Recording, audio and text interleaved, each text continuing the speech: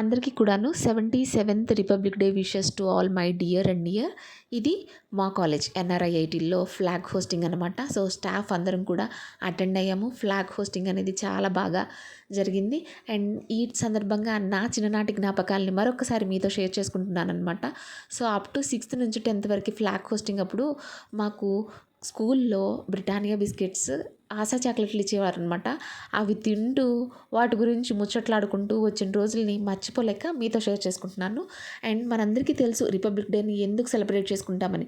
అవంతా తెలుసు కాబట్టి మళ్ళీ నేను మీకు జ్ఞాపకం చేయాల్సినటువంటి అవసరం లేదు అనేసి చెప్తున్నాను. బట్ ఈ సందర్భంగా ఏంటి అంటే republic day is not just celebration.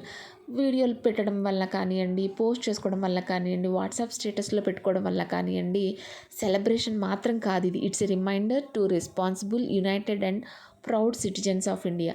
మనం వర్క్ పరంగా మన వర్క్లోనూ అలానే ప్రతిదానికి రెస్పాన్సిబుల్గా ఉంటూ యూనిటీని మెయింటైన్ చేస్తూ ప్రౌడ్ సిటిజన్గా ఉండాలి అనేది మనం ఫాలో అయితే బాగుంటుంది.